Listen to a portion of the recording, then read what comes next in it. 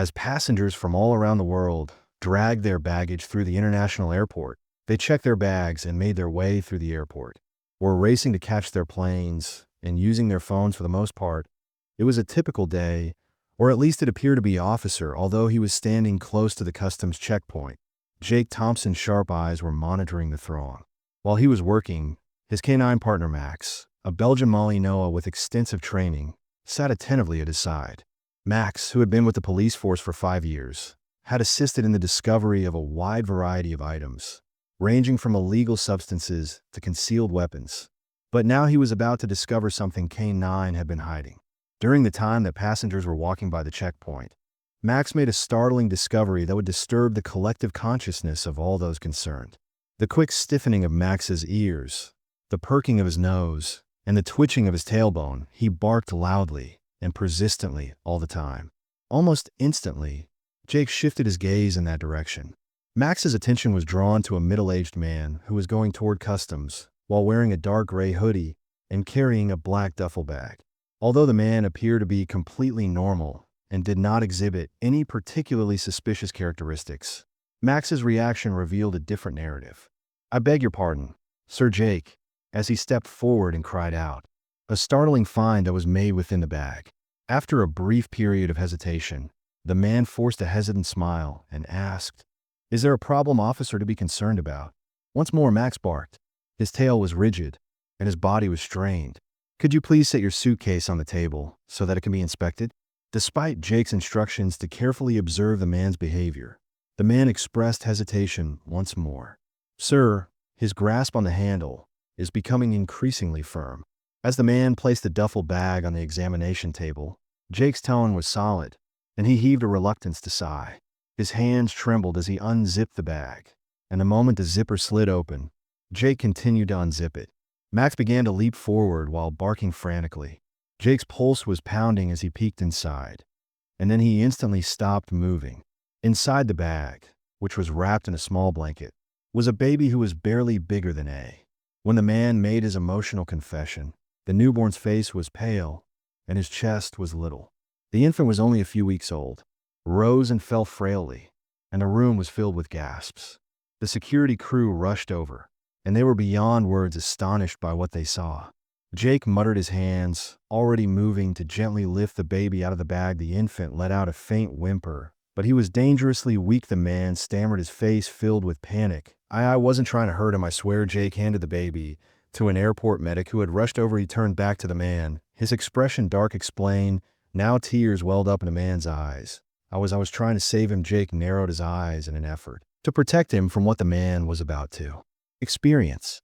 He took a deep breath, avoiding his fate, which was that he was going to be sold into quiet. After hearing the dreadful words, everyone in the room stared, trying to digest the shocking truth. The man's name was Daniel Carter, and he was a journalist. He had been arrested for the crime.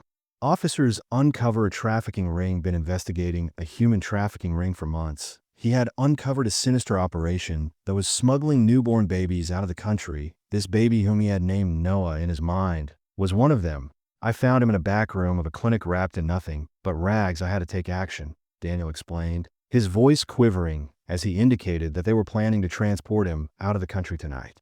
In the event that what Daniel was stating was accurate, Jake tightened his jaw at the same time. This was a full-fledged trafficking operation at that same moment, and it was far larger than just one child who had been abandoned. Another bark came from Max as he sniffed the duffel bag.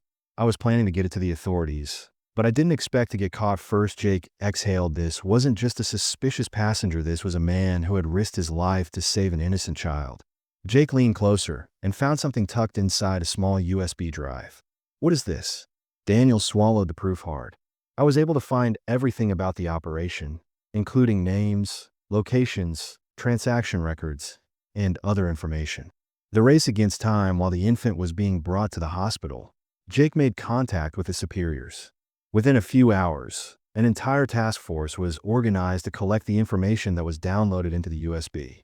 They drove them to a covert facility on the outskirts of the city, and what they discovered there made everyone's stomachs turn. Inside, numerous infants were being kept in deplorable conditions, waiting to be smuggled out of the country. Some of the newborns were already tagged with phony documents, and they were ready to slip into the black market. The effort to rescue the children was carried out in a prompt and accurate manner, and the perpetrators were apprehended while the infants were placed in protective custody. Jake stood in the middle of the turmoil and watched as the officers carried the infants to safety. His heart was filled with emotion as he thought about what would have occurred if Max hadn't notified them, or if Daniel hadn't taken the risk. Who knows what might have happened? Jake's heart was filled with sorrow. A few days later, Jake paid a visit to the hospital where Noah was recuperating. The infant, who was now under the care of social services, appeared to be in better health. Jake's hand began to be encircled by his teeny-tiny fingers. The infant, Max, who was seated next to him, let out a gentle whimper and licked the baby's fingers. You are aware that there's a waiting list of people who are interested in adopting him, and he is already known and loved by many people. It's Jake. Wore a pleasant smile. He deserves a genuine home. As he walked out of the hospital with Max by his side, he looked up at the sky. The world was still full of darkness, but today they had brought a little more light into it, and it had all started with a custom puppy that refused to stop barking. When it comes to the moral of the story, courage can take various shapes. At times, it is a guy who puts his life in danger in order to save the life of an innocent person. At other times, it is a dog that puts his faith in his instincts. And at other times, it is a person who stands up against evil regardless of the consequences. The lesson that may be learned from this narrative is that via a single act of bravery, one person can completely transform the course of their lives.